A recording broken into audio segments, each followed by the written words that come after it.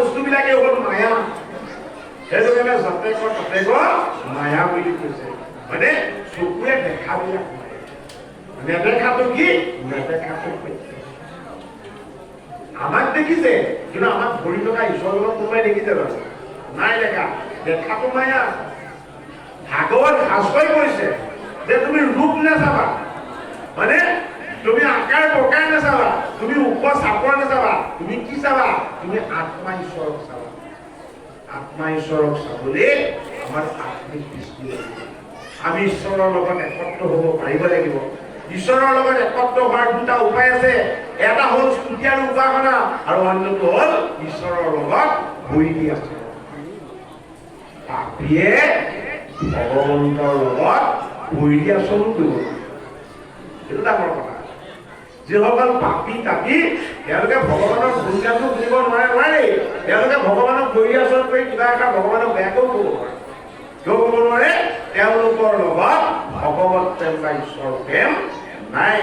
গীতা শাস্ত্ৰ মধ্যম পাণ্ডৱৰ্জুনক ভগৱান কৃষ্ণই স্পষ্ট কৰিছে।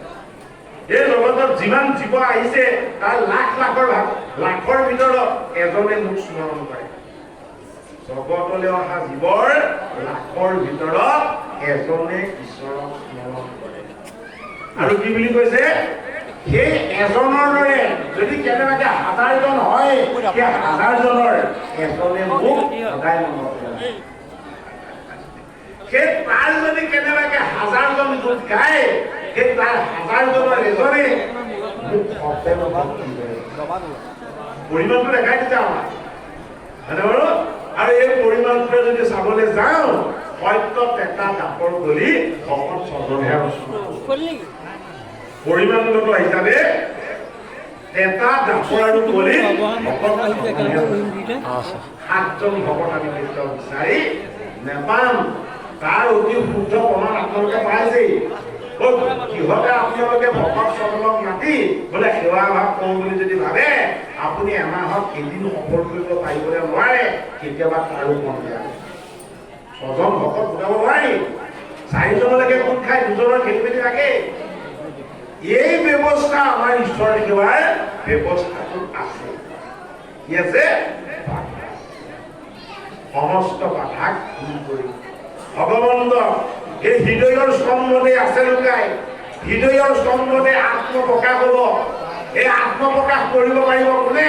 ভগৱান নিজে প্ৰকট নহয়। ভগৱানক সদায় প্ৰকট কৰিব লাগে ভকতে। ভগৱানক সদায় প্ৰকট কৰিব লাগে বৈষ্ণৱে। ভকত আৰু বৈষ্ণৱক যদি আমি ঈশ্বৰ জ্ঞান কৰিব নোৱাৰো, তেতিয়াহ'লে ঈশ্বৰ প্ৰকট নহ'ব। সেইটো কাৰণে বৈকুণ্ঠৰ পাৰিষদ হৈ তামসিক যোনিত জন্ম লৈ তাক পাইছে ঈশ্বৰ। ভগৱন্ত লুকালে বৰ ভাল লাগে। সেই পক্ষী পঢ়ি হিৰণ্যকশিপুৱে বিষ্ণুক খেদি ফুৰিছে।